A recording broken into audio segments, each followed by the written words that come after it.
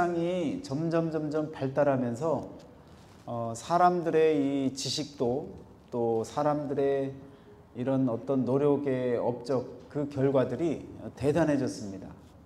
그런데 17세기, 18세기, 19세기 그때에 가장 우리 이성적으로도 인간의 두뇌가 가장 발달하는 그런 시기였는데요. 그래서 계몽주의라고 하는 사상이 교육을 시키면 인간은 나아질 수 있다라고 하는 이 마인드로 교육을 통해서 사람들을 성장시키고 세상을 바꿔나갈 수 있다.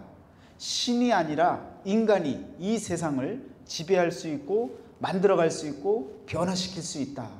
이런 모토를 갖고 인간들의 노력으로 열심히 교육을 시킵니다. 그 교육의 큰 기반이 되었던 것이 바로 과학입니다. 그리고 역사입니다. 과학과 역사, 과학주의, 역사주의의 공통점이 있다면 증거가 있어야 되는 거예요. 사람이 무언가를 사실을 말하고 상대방에게 정보를 전달할 때는 증거가 없는 이야기를 하면 안 통하는 거예요. 지금도 그렇습니다. 지금도 우리가 학교를 다니면서 여러분과 제가 교육을 받았잖아요. 그 교육이 어떤 교육이냐? 과학주의와 역사주의를 바탕으로 한 교육 체계 내에서 받은 교육입니다. 그래서 우리는 다 배우고 나서 뭐라고 얘기하느냐? 있는 사실만 말해 그래요. 증거가 있는 것을 말해. 증거 없는 것은 물증이 없고 또 여러 가지 증거가 부족하면 그건 가짜야. 그래서 우리는 말을 할 때 조심하게 되어집니다. 그래서 증거가 있는 것에 대해서는 확신을 갖고 이야기를 하는데 증거가 없는 것에 대해서는 상당히 부담감을 갖고 마음에 그냥 품고 그냥 말하지 않는 것이 더 서로의 관계에 도움이 되는. 그래서 여러분 서로 말을 하고 서로 뭐 이랬대 저랬대 증거 있어 라고 말을 하면 관계가 다 깨지는 거예요. 그만큼 증거가 중요한 그런 요인이 되어졌는데요. 이런 증거주의로 살아가는 이 세상을 우리 예수님이 한번 뒤집어 버렸습니다. 그 사건이 무엇이었냐면 BC 700년경에요. 760년경에 요나 선지자가 있었는데요. 이 요나라고 하는 인물을 우리는 가상의 인물로 생각을 합니다. 많은 사람들이 그렇게 생각을 했어요. 왜 그렇습니까? 큰 물고기 뱃속에 들어갔다가 3일 만에 나왔다고 얘기를 들었거든요. 그러니까 이건 이솝 우화 정도나 되는 우화의 이야기지 실제 있을 만한 일이 아니라는 거예요. 왜? 증거를 보여달라는 거죠. 증거가 있냐는 거예요. 물고기 뱃속에 사람이 들어가서 3일 있다가 나온 사람이 있냐는 거예요. 그걸 본 사람이 지금 있냐는 거예요. 당연히 없지요. 또 요즘 근래에 몇 개월이 되어진 것 같은데요. 정말 그 고래 뱃속에 들어갔다가 살아나온 사람이 있습니다. 그래서 거의 엇비슷한 거예요. 그런데 요나에 대해서는 어떤 증거도 없습니다. 그러니까 사람들이 그건 우화하고 만들어낸 얘기고 거짓말이야 라고 생각을 했단 말이에요. BC 760년경에 있었던 요나 이야기를 아무도 믿는 사람이 없었습니다. 그리고 요나가 어디에 가서 회개를 하라고 선포했습니까?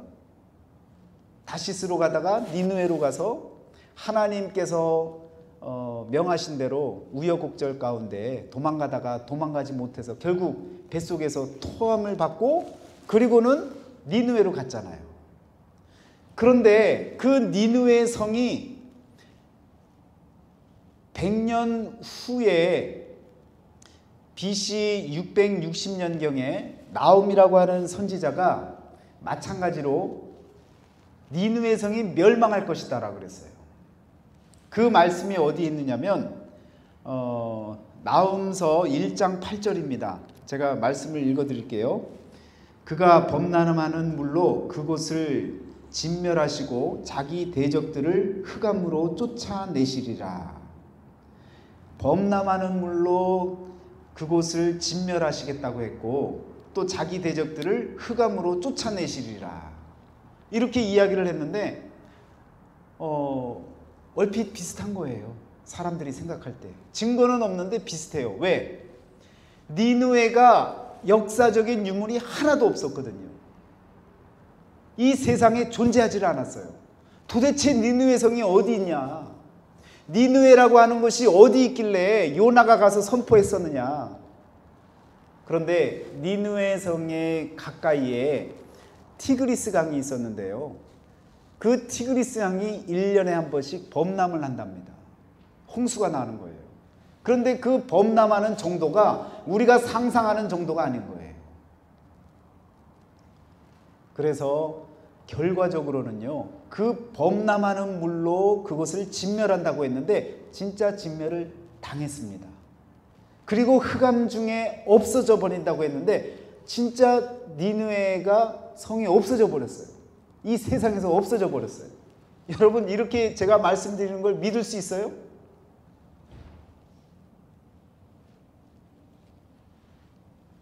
자, 이렇게 범람하고 또 흑암으로 없어진다고 이야기하고 정말 BC 660년 이후부터는요 없어진 거예요.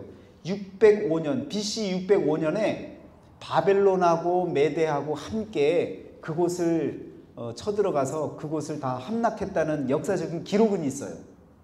그런데 그곳이 니느웨 성인지는 아무도 모르는 거예요. 왜? 니느웨의 어떠한 유적도 유물도 나타나지 않았기 때문에.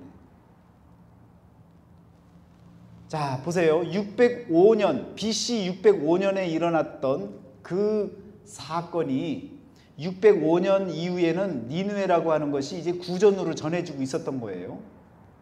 그리고 나서 예수님 시대에 예수님이 자, 니느웨와 요나의 이야기를 아주 중요한 메시지를 전하십니다. 요나의 표적 외에는 보여줄 것이 없다라고 말씀하세요. 그 말씀이 마태복음 12장 39절에 나옵니다. 예수께서 대답하여 이르시되 악하고 음란한 세대가 표적을 구하나 선지자 요나의 표적밖에는 보일 표적이 없느니라. 요나가 밤낮 사흘 동안 큰 물고기 뱃속에 있었던 것 같이 인자도 밤낮 사흘 동안 땅속에 있으리라. 심판때에 니느웨 사람들이 일어나 이 세대 사람을 정죄하리니 이는 그들이 요나의 전도를 듣고 회개하였음이거니와 요나보다 더 큰 이가 여기 있으며. 자, 이렇게 말씀을 전했는데 보세요. 구전으로 전해 들었던 사람들이 지금 요나 이야기를 또 니느웨 성 이야기를 예수님이 직접 말씀하시면서 자신의 십자가 사건과 부활 사건을 요나의 표적을 통해서 말씀을 하고 있었던 거예요. 그런데 요나라고 하는 인물이 실제로 없었다면, 또 니느웨 성이 없었다면 예수님이 하신 말은 가짜 이야기에 자기 이야기를 덧붙인 가짜 얘기가 되는 거예요.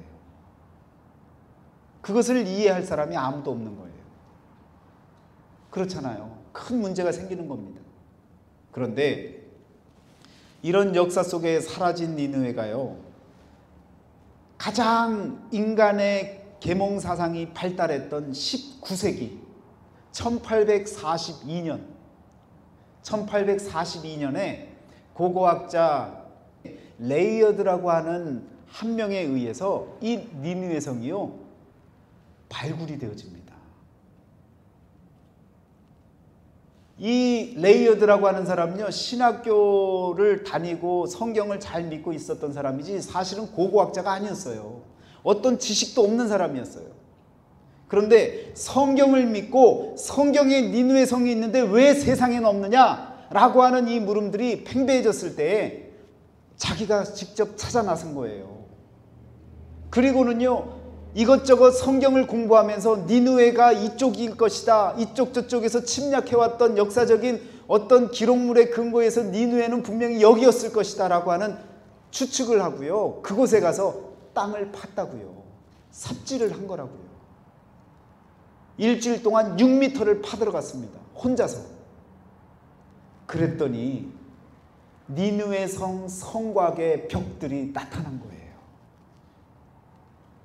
6m가 넘는 그 토사로 범람해서요, 성 하나 전체를 다 그냥 덮어버린 거예요.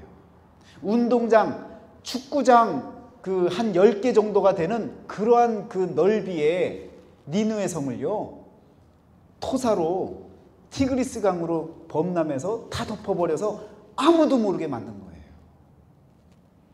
그게 발굴이 되어지면서요, 뉴욕타임스에 대해서 특필이 되어집니다. 그리고 그곳에 발굴되어진 그 유물들이 지금은요, 영국의 대형 박물관에 다 소장이 되어졌습니다. 그래서 요나와 니느웨를 언급했던 예수가 거짓말장이라고 그렇게 증거 없이 떠들어대고 그렇게 종교적으로 자기 할 말 다 했다고 이야기했던 사람들의 입을 봉하게 만든 거예요. 이것이 바로 역사 속의 진리입니다. 1842년이니까 예수님께서 말씀하시고, 그것도 BC 605년에 니느웨 성이 없어졌다고 얘기를 했으니까 2000년이 넘는 시간 동안 이 세상 속에 감추어져 있었는데, 사람들은 성경이 믿을 것이 안 된다고, 요나라는 사람이 어떻게 니느웨를 갖고 니느웨도 없는 그 성을 어떻게 이야기하는 예수는 우리가 어떻게 믿냐고 이야기를 했는데, 1842년에 레이어드를 통해서 니느웨 성이 땅속에서 나타난 거예요. 얼마나 기가 막힌 일입니까? 얼마나 정말 소스라칠 일입니까? 그래서 여러분, 계몽 사상을 갖고 성경을 바라봤던 많은 사람들이 기겁을 하는 거예요. 아닐 텐데, 이게 이렇게 일이 벌어졌네. 하나님이 계신긴 계신가 보다. 그런 마음으로 성경을 다시금 뭐라고 할 수 없는 큰 문제를 풀어낸 하나님의 역사가 이 땅에서 숨겨진 역사 가운데 진리를 나타내시는 하나님의 능력이 이 세상에 나타났었다는 거예요. 여러분, 얼마나 놀랍습니까? 그랬더니 이 계몽사상에 젖어 있는 사람들, 역사주의에 젖어 있었던 심지어 성경학자들도 이것은 인정하는데 또 다른 것이 문제가 있다는 거예요. 그 부분이 무엇이냐? 오늘 본문 말씀입니다. 에스라서 1장 1절부터 4절까지 말씀을 성경학자들이 무시했어요. 이건 있을 수 없는 일이다. 이건 도무지 상상할 수 없는 일이다. 그럼 이 사실은 또 역사 속에서 숨겨졌던 그 진리가 나타났을까요? 나타났습니다. 그래서 말씀드리는 거예요. 자, 보세요. 본문 에스라서 1장 1절에서부터 4절까지의 말씀에 정황상 믿을 수 없는 이야기라고 판단을 했었습니다. 그리고 성경을 완전히 조작한 이야기라고 이야기를 했었고요. 제국의 황제가 할 수 없는 결정을 했다라고, 이건 정말 거짓말이라고, 페르시아의 왕이 자기 속국으로 되어진 이스라엘 백성들을, 포로로 잡혀간 그 많은 이스라엘 백성들을 본래의 고국으로 돌아가게 만들고, 그리고 하나님을 위해서 성전을 짓도록 도와주는 일까지 그 황제가 명령했다라는 건, 이건 새빨간 거짓말이라는 거예요. 그럴 수가 없다는 거예요. 여러분, 그 얘기를 들어보면 정말 좀 분쟁이 있을 만하지 않습니까? 충분히 이해가 되어지는 이야기입니다. 그래서 모두가 다 에스라 1장의 이 이야기는요, 무시했어요. 언제까지요? 19세기까지 무시했습니다. 그래서 이 본문 말씀을 갖고 설교도 잘 안 했다는 거예요. 왜? 이 문제를 꺼내면 분쟁이 될까 봐. 증거 있냐고 내놔보라고 이야기하면 어떻게 해요? 그러니까 이 본문을 갖고 설교를 하기가 쉽지가 않았다는 거죠. 오늘 그런 본문을 붙잡고 저와 여러분이 지금 한번 확인해 보는 거예요. 자, 이랬던 상황인데 하나님께서 정말 역사를 하셨을까? 마음에 물으면 좀 고민이 되지 않습니까?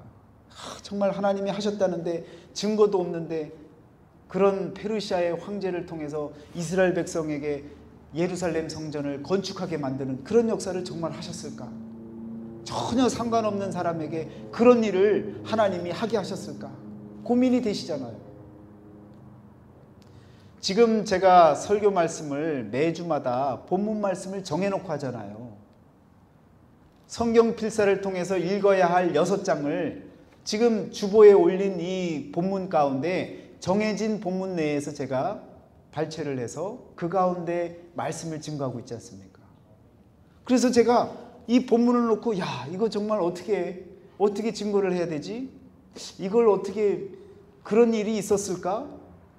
그런 마음이 들었었단 말이에요. 그런데 지난 주간에 어떤 일이 있었냐면 개인적인 일이었습니다. 이 목사라고 하는 삶이 그렇잖아요. 책상에 오래 앉아 있고 또 성경을 보면서 오랜 시간을 지내다 보면 목이 거북목이 되고 또 허리가 올바르지 않고 자세가 올바르지 않고 오래 앉아 있다 보니까 골반이 주저앉아요. 그러니까 이 세 가지가 세트로 아주 골머리입니다. 그런데다가 그 평소에 갖고 있는 이 고질적인 이 진통을 갖고 사는데 또 이 갑상선까지 온 거예요. 그 옆에서 이제 제 옆에서 보다 못한 우리 이준철 집사님이 저를 데리고 그 이멀전시 룸까지 갔었습니다. 가서 이게 갑상선 때문에 그런 것이다 라는 것을 알아냈고, 그리고는 약을 조제받아서 조금 정신을 차릴까 말까 하고 있는 그런 상태예요. 이번 주에 이제 스페셜 닥터를 정말 이제 만나게 되어집니다. 예약이요, 11월 달에 가 있던 예약을 끌어다가 한 달 만에 이제 겨우 밖에 만나게 되어진 거예요. 이제 그러면 저도 좀 정상적인 생활을 하지 않을까 싶습니다. 그런데 이제 이 집사님이 여기저기 다니면서 이제 감사한 마음이지만 저를 걱정을 해주신 거예요. 그러다가 우연히 이제 그 집사님이 다녔던 카이로프랙터를 여기저기서 만나신 거예요. 벨브에 가면 벨브에서 만나고, 다른 데 가면 또 다른 데서 만나고, 자꾸 만날 때마다 저에 관한 이야기를 하셨대요. 걱정이 되니까 이제 어떻게 좀 도움이 될까? 갑상선이 있는 사람들이 이게 자꾸 신경이 눌리니까 이 카이로프랙터가 그 좀 눌러주고 교정을 해주면 좀 신경 눌리는 게 덜하면 안 아프지 않을까라고 하는 마음을 갖고 자꾸 이야기를 했나 봐요. 그랬더니 그분이 저를 전혀 모르는 미국 그 척추 교정 의사가 한번 저를 데리고 그 와서 엑스레이를 찍어보라고 그랬다는 거예요. 그래서 거긴 보험도 안 됩니다. 그냥 집사님이 같이 가자고 하니까 제가 갔어요. 갔는데 그분이 저를 엑스레이를 다 찍어주고 그냥 무료로 다 해주시는 거예요. 그리고는 저를 위해서 플랜을 한번 짜보겠다는 거예요. 그 플랜을 짜갖고 그 다음에 또 다시 갔더니 21번을 와야 된다는 거예요. 그냥 저는 사실 두 분이 집사님하고 그 카이로프랙터하고 함께 친분이 있어서 그냥 예의상, 사람 생각이 그렇잖아요. 예의상 저를 이렇게 만나고 또 저에게 그냥 관대하게 또 이렇게 한번 예의상 해주나 싶었는데 앞으로 21번을 그곳에 가서 교정을 받으라는 거예요. 그러면서 그분의 표현으로는 그냥 무상으로 그냥 해주시겠다는 거예요. 여러분, 정말 개인적인 일이지만 기적적인 일이 아닙니까? 전혀 모르는 분이 저를 어떻게 안다고 저를 위해서 그런 봉사와 헌신을 해주시겠습니까? 그래서 제 마음에 그런 마음이 든 거예요. 하나님 앞에 더 겸손해지게 하시니 감사합니다. 제 생각과 제 뜻대로 제 몸과 제 인생을 살아가려고 했던 많은 시간들 하나님 회개합니다. 하나님이 책임져 주시고 고쳐 주실 것인데 그렇게 몸부림쳤던 것 하나님 용서하여 주옵소서. 그래서 하나님께 더 가까이 나가는 그런 계기가 되어진 지난 주간이었습니다. 그런데 본문을 붙잡고 말씀을 준비하다 보니까 이스라엘 백성들도 비슷한 상황인 거예요. 전혀 모르는 페르시아 제국의 황제가, 고레스라고 하는 황제가 이스라엘 백성들을 그냥 무조건 가도록 만들고 하나님께 더 가까이 나아갈 수 있는 그 길을 활짝 열어줬다는 거예요. 믿을 수 없는 일이 벌어지는 겁니다. 개인적으로 일어났던 일이나 공동체적으로 일어났던 일이나 똑같이 하나님께서 고레스의 마음을 감동시켜셔서 척추 교정 의사의 마음을 감동시키셔서 하나님께로 더 가까이 나아갈 수 있는 그 길들을 열어주셨다라는 거죠. 그래서 제가 말씀을 준비하면서 비슷한 거예요. 제 상황이나 이스라엘 백성들의 상황이나 전혀 모르고 내 갈 길 가고 있는데 하나님이 붙잡아다가 하나님 가까이로 나아갈 수 있는 길로 인도해 주셨다는 것입니다. 얼마나 감사하고 기쁜 일입니까? 여러분, 이런 일들이 어떻게 일어납니까? 하나님께서 주시는 감동으로 일어나는 거예요. 하나님의 감동으로 일어나는 일들은요, 사람을 살리고 생명을 살리고 모든 상황들을 개선하고 하나님께로 가까이 나아갈 수 있도록 역사를 일으키는 놀라운 일들입니다. 사람들의 충동질에 의해서 일어나는 일이 아니라 하나님의 선하신 감동으로 일어나는 일들은요, 그리스도께 더 가까이 나아가는 일들을 만들어 주시는 거예요. 여러분, 성경의 역사 가운데 이 성경 속에 감동이라고 하는 글자를 갖고요, 성경을 찾아보면 감동을 받았고 감동이 되어졌던 일들이 여러 번 있었는데, 다윗이 자신의 후대에 나타날 그리스도 예수를 주님이라고 고백했던 그것도 하나님이 감동을 주셔서 일어났던 일이었습니다.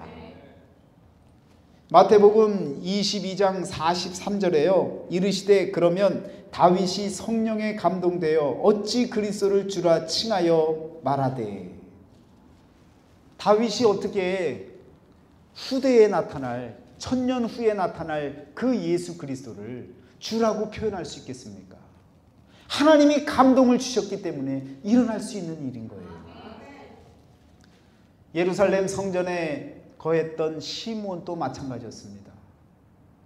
그도 예수님을 만나는 역사를 경험하게 되어지는데요. 누가복음 2장 26절 27절 말씀에 그가 주의 그리스도를 보기 전에는 죽지 아니하리라 하는 성령의 지시를 받았더니 성령의 감동으로 성전에 들어가매 마침 부모가 율법의 관례대로 행하고자 하여 그 아기 예수를 데리고 오는지라. 성령께서 감동을 주셔서 성전에 들어갔더니 마침 그때에 요셉과 마리아가 성전에 아기 예수를 데리고 들어왔던 겁니다. 여기는 마침이지만요, 하나님께서 감동을 주시는 일은요, 정확하게 분명하게 일어나는 일입니다. 하나님의 감동으로 주어지는 일들은 우연이 없는 거예요. 하나님이 역사하시기 때문에 분명하게 일어납니다. 성경 전체가 우리가 많이 깨닫고 싶어 하잖아요. 하나님의 말씀을 궁금하게 여기잖아요. 그런데 성경을 잘 깨달으면요, 하나님의 감동이 있어야 됩니다. 왜 그렇습니까? 모든 성경은 하나님의 감동으로 된 것으로 교훈과 책망과 바르게 함과 의로 교육하기에 유익하니. 그래서 하나님의 감동이 없이는요, 성경의 말씀을 깨닫기가 어렵다라는 것입니다. 하나님께서 그 예전에도 고레스 왕의 마음에 감동을 주셔서 이스라엘 백성들을 예루살렘으로 돌아오게 만드는 역사를 일으켰다라는 것입니다. 그것이 오늘 본문의 말씀에 나타나는 그런 내용들이에요. 그러니까 이 사실을 일반 이성을 갖고 합리적인 생각을 하는 사람들 머리로는 해결이 안 될 일인 거예요. 그래서 이 에스라서 1장의 말씀을 믿으려고 하지 않았고 무시하려고 했다는 것입니다. 여러분, 전혀 모르는 사람의 도움으로 하나님 앞에 더 가까이 나아가는 그런 하나님의 감동의 역사가 저에게도 일어났던 것처럼, 마찬가지로 이스라엘 백성들에게도 전혀 모르는 제국의 황제 고레스를 통해서 하나님께로 가까이 나아갈 수 있는 그런 길이 열려졌다라는 것을 기억하시기를 바랍니다.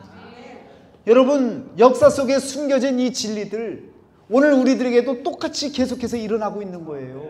하나님의 감동을 통해서 일어나는 역사들을 날마다 체험하시기를 바랍니다. 나는 왜 이렇게 힘들고 내가 하는 생각, 내가 계획하는 모든 일들이 왜 이렇게 안 되는 거지? 걱정하지 마세요. 하나님의 감동으로 되어지는 일들은요, 하나님이 책임져 주시고 하나님이 인도해 주십니다. 그 믿음을 갖고 기다리세요. 그리고 영적 민감성을 키우셔서 기도하시면서 말씀 읽으시면서 하나님께서 주시는 말씀이 무엇인지를 확인해 보시기를 바랍니다. 그러면요, 하나님의 감동을 통해서 일어난 일들이 내 주변에서도 수도 없이 일어나는 일들을 저와 여러분들이 체험할 수 있게 되어집니다. 그런 재미를 느껴야 신앙의 맛을 아는 거예요. 교회 다니는 재미가 있는 거예요. 내게도 기쁨이 생기는 거예요. 하나님이 살아계심을 고백하게 되어지는 거예요. 여러분, 그런 마음을 갖고 사시기를 축원합니다. 여러분, 다시 한번 고레스와 관련된 성경의 역사를 한번 정리해 볼게요. BC 722년도에 북이스라엘이 멸망합니다. 아수르에 의해서 멸망을 했죠. 그리고 나서 BC 586년에 바벨론에 의해서 남유다도 멸망을 하게 되어집니다. 그런데 이 586년에 남유다가 멸망하기 전에 예레미야 선지자가요, 예루살렘이 멸망할 것에 대해서 예언을 했습니다. 그 예언의 말씀이 어디 있느냐면요, 예레미야서 25장 11절에 나옵니다. 이 모든 땅이 폐허가 되어 놀랄 일이 될 것이며 이 민족들은 70년 동안 바벨론의 왕을 섬기리라. 자, 이렇게 선포를 했으니 예레미야가 여러분 이스라엘 백성들에게 좋은 소리를 듣겠습니까? 나라가 망한다고 하는데 그런 말을 하는 이 예레미야가 얼마나 외롭게 살았겠습니까? 얼마나 많은 수모를 겪었어야 되겠습니까? 하나님의 말씀을 전하는 자들이요, 그런 수모를 겪을 때가 많습니다. 진리를 선포했는데 자신의 입장에서 판단을 하고 하나님의 말씀을 오히려 무시하고 그것을 전한 자들을 오히려 욕하고 힘들게 만들 때가 많습니다. 그것은요, 어느 개인의 문제가 아니라 성경 역사 전체를 통해서 선지자들이 다 보여준 일들이에요. 그래서 그냥 일상입니다. 그거 갖고 화도 안 나요. 여러분, 하나님의 말씀이 선포되어질 때 내 마음에 갈등이 생기는 것은요, 내가 받아들일 수 없을 만큼 힘들게 느껴질 때 오히려 은혜를 깨달으시길 바랍니다. 아, 나에게 주는 말씀이구나라고 깨달으셔야 되는데 목사가 나를 어떻게 하려고? 여러분, 그런 마음 갖지 마세요. 제가 일전에도 그런 일이 있었습니다. 새벽 예배 하고 있는데요, 새벽 예배 때 말씀을 선포했더니 갑자기 전화가 와갖고는 만나자는 거예요. 그러더니 내가 이렇게 된 걸 어떻게 알고 거기다가 대고 이런 말씀을 갖고 나를 어떻게 하려고 막 그랬냐고 따지는 거예요. 제가 어떻게 뭐 일일이 가정마다 다 쫓아다니면서 무슨 일이 있었는지 어떻게 알아요? 그날 주어진 말씀을 순서대로 정했을 뿐인데 하루 잘 나와서 기도하려고 왔다가요, 자기를 때리는 것 같고 깨는 것 같아서 화가 났다는 거예요. 이런 오해들이 많습니다. 여러분, 그런 오해가 생긴다고 생각할 때 목사가 그렇게 깨려고 설교를 했다면 진짜 문제죠. 목사가 문제죠. 그런 일은 있어서는 안 되죠. 그건 설교도 아닙니다.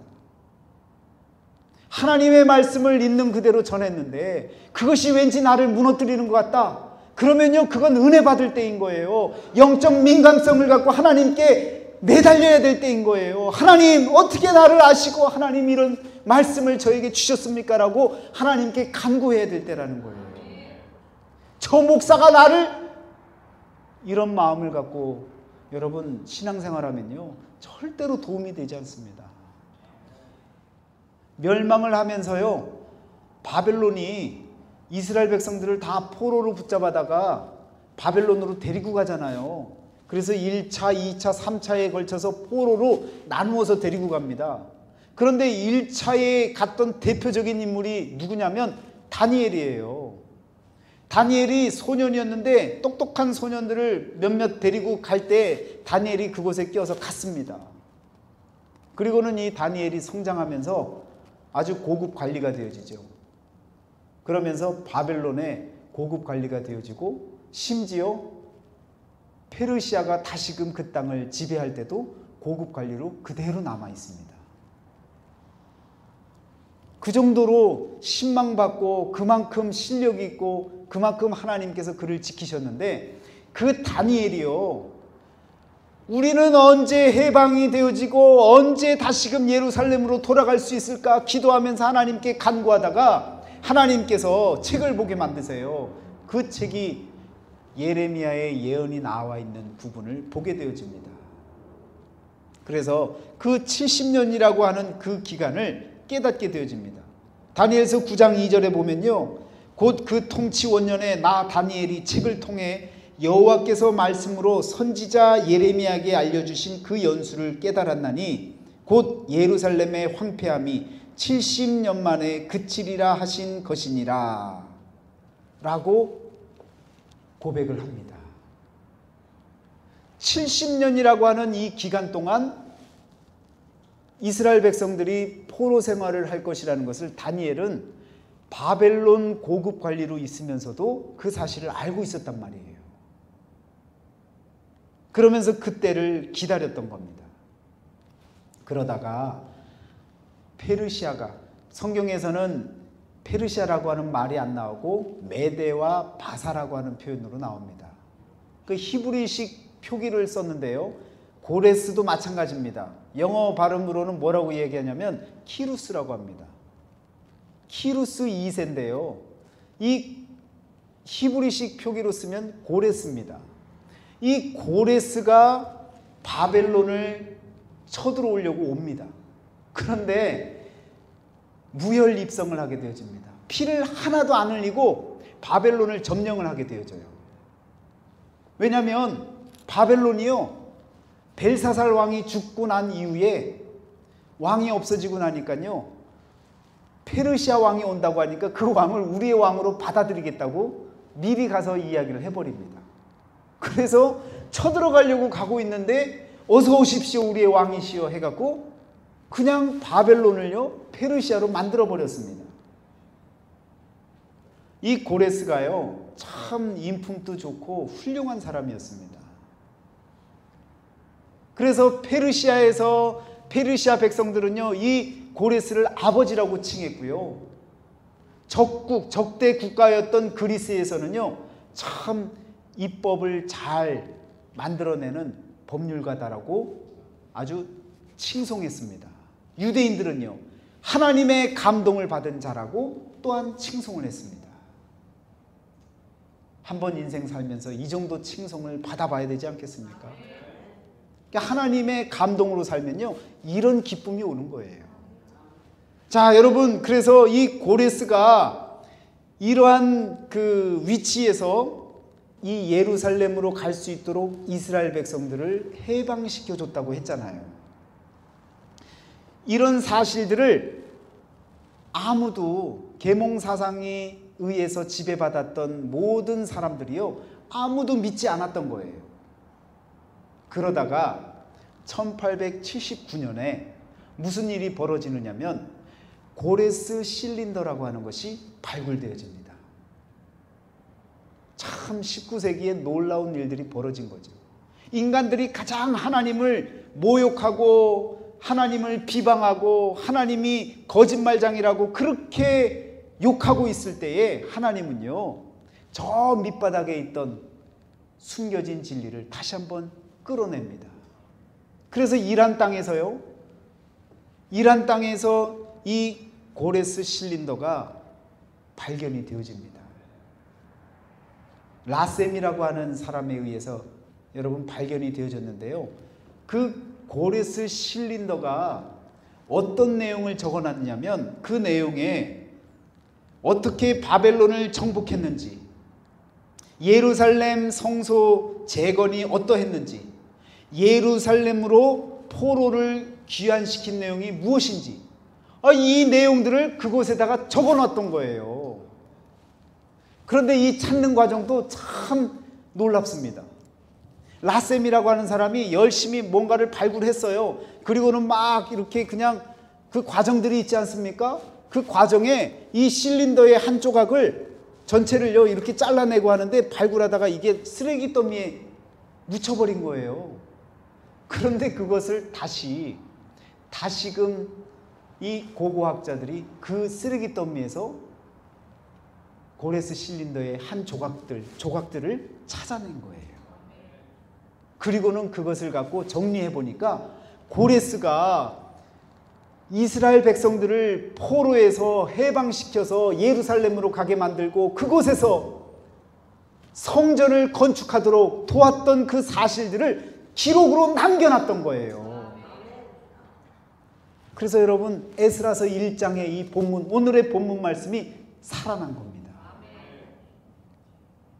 어떤 누구도 말할 수 없는 진실이 되어진 거예요. 그래서 여러분 이스라엘이 70년 동안 바벨론에서 포로 생활한다는 그 얘기를 이 계몽 사상가들이요, 이 70년이라고 하는 것, 그 기간을 경험했던 사람들이 가짜로 앞뒤를 조작을 해서 예레미야가 얘기했고 또 누가 얘기했고 해서 이사야가 얘기했고 뭐 이런 표현들을 써서 다 이건 조작한 것이다라고 했는데, 고레스 실린더가 발견됨으로 인해서요 이 모든 사실이 정확하게 진리이고 사실이었던 것이 밝혀진 겁니다. 참 역사 속에 숨겨졌던 이 진리들이 얼마나 놀라운 역사를 일으켰습니까? 여러분, 그래서 이 실린더를 통해서 19세기까지 인간에 의해서 하나님이 있다 없다 이야기하고 거짓말쟁이다 아니다라고 이야기했던 이야기들이 싹 사그라진 거예요. 그리고는 시치미를 뚝 떼는 거죠. 언제 우리가 그랬냐고. 증거가 있으니까 이제 할 말이 없는 거예요. 여러분, 성경에 증거가 없는 하나님이 선포하신 그 표현들이 많습니까? 적습니까? 엄청 많아요. 그럼 여러분, 증거가 있어야 믿어요? 없어도 믿을 수 있어요? 하나님의 사람들이라면 증거가 문제가 아닌 거예요. 지금 인류 역사가 흘러오는 동안요, 성경에 나타난 인물이나 사건이나 어떤 표현도 거짓이었다라고 하는 증거가 있었던 일은 한 번도 없었습니다. 반대로 이것이 정말 사실일까라고 하는 의심을 갖고 질문했던 것에 대해서 역사 속에서 이렇게 진리가 이렇게 세상 앞에 드러난 일들은 수도 없이 많았습니다. 만약에 한 번이라도, 딱 한 번이라도 성경에 나타난 모든 일들이 거짓된 일들이 있었다면 성경은요 무너지는 거예요. 하나님은 하나님이 될 수가 없는 거예요.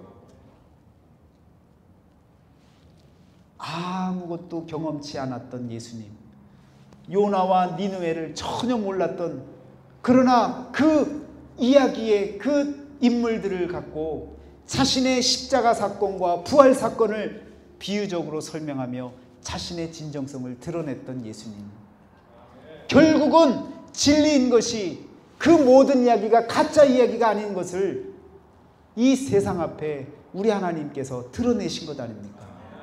마찬가지로 고레스 왕이 하나님의 감동으로 이렇게 이스라엘 백성들을 예루살렘으로, 또 예루살렘 성전을 지을 수 있도록 만들었다는 이 사실 자체도 아무도 믿을 수 없는 일이었지만, 하나님께서 고레스 실린더를 발견케 만드셔서 그 이야기 모든 의심들을 다 무너뜨리는 놀라운 역사가 일어난 것 아닙니까? 여러분, 고레스의 고백을 한번 들어보시길 바랍니다. 역대하 36장 21절입니다. 이에 토지가 황폐하여 땅이 안식년을 누림같이 안식하여 70년을 지냈으니 여호와께서 예레미야의 입으로 하신 말씀이 이루어졌더라. 바사의 고레왕 원년에 여호와께서 예레미야의 입으로 하신 말씀을 이루시려고 여호와께서 바사의 고레스 왕의 마음을 감동시키심에 그가 온 나라에 공포도 하고 조소도 내려 이르되 바사 왕 고레가 이같이 말하노니 하늘의 신 여호와께서 세상 만국을 내게 주셨고 나에게 명령하여 유다 예루살렘에 성전을 건축하라 하셨나니 너희 중에 그의 백성된 자는 다 올라갈지어다. 너희 하나님 여호와께서 함께 하시기를 원하노라 하였더라. 여러분, 고레스의 이 고백이 얼마나 귀합니까? 여호와께서 세상 만국을 내게 주셨다는 거예요. 그리고 나에게 명령해서 유다 예루살렘의 성전을 건축하라 하셨나니 너희 중에 그의 백성된 자는 다 올라갈지어다. 너희 하나님 여호와께서 함께 하시기를 원하노라. 이런 성경에 나와 있는 이런 고백들이 여러분 19세기까지는요 정말 고레스 실린더가 발견되기까지는 그냥 하나님 믿는 사람들의 조작적인 이야기라고 생각했단 말이에요. 그런데 그 실린더를 찾고 나니까, 그것이 발견되고 나니까 이 모든 말씀이 연결이 되어지는 거예요. 믿어지는 거예요. 아, 하나님께서 고레스의 마음에 감동을 주셨구나. 그래서 그가 하나님께서 그에게 천하 모든 만국을 다 주시고 그리고 이스라엘 백성들을 예루살렘에 가서 성전을 건축할 수 있도록 명할 수 있는 그런 마음을 주셨었구나. 그래서 이 성경 말씀은요 아주 빛된 말씀이 되어질 수 있었습니다. 여러분과 저에게 숨겨진, 역사 가운데 숨겨진 많은 진리가 있다는 사실을 기억하시길 바라요. 하나님이 언젠가는요 심지어 여러분 과학이 발달하면 발달할수록 뭐 유전자도 더 발달해지고 나중에는요 뭐 아기가 어떻게 나오는지 또 이 모든 것들을 다 찾아내고 발견해 나가면 나갈수록 하나님께서 이루셨던 놀라운 기적들의 역사가 과학을 통해서 더 분명하게 밝혀지는, 역사 속에서 감추어졌던 그 진리들이 드러나는 그 날들이 분명히 일어날 것을 믿으시기를 바랍니다. 여러분, 니느웨 성과 이 고레스 실린더가 발견되려고 또 그 이야기가 성취되려고 2000년이 넘는 시간이 걸렸다고요. 오늘 우리들이 성경에 나타나 있는 이 어떤 사건 하나가 다시금 세상 앞에 드러날 때는요 또 몇천 년이 걸릴 수 있는 거예요. 우리는요 이 모든 것을 증거가 있어서 믿는 것이 아니라 하나님의 말씀이기에, 하나님께서 행하신 일이기에 믿을 수 있는 믿음이 되셔야 됩니다. 성경에 그 어떤 오류도 없는 것을 꼭 기억하시길 바라요. 그리고 앞으로 우리에게 일어날 일들도 말씀하셨잖아요. 세상 마지막 날에 일어날 일들도 말씀하셨잖아요. 심판의 날에 있을 일도 말씀하셨잖아요. 모든 것들이 다 하나님의 말씀이기 때문에 분명히 세상 앞에 똑같이 드러날 것입니다. 여러분, 그래서 종말 신앙을 갖고 사는 거예요. 오늘 하루가 내 인생의 마지막이다. 내가 주님과 함께 오늘 죽어도 여한이 없을 만큼 주님과 함께 살아야겠다라고 하는 그 심정으로 하루하루의 삶을 믿음으로 살아나가시기를 축원합니다. 여러분, 이제는요 이 세상을 살면서 내 생활이 어렵고 힘든 그 순간이 찾아올 때 내 몸이 힘들고 병들었다 할지라도 여러분 두려워하지 마세요. 하나님께서 약속하신 말씀들 분명히 우리에게 이루어 주십니다. 내가 너와 함께 하리라 라고 하는 그 말씀이 있다면 그 말씀을 부여잡고 믿음으로 살아나가시길 바랍니다. 그러면요 모든 세상의 문제가 다 해결되어지는 역사가 우리에게 일어날 줄 믿습니다. 기도하시겠습니다.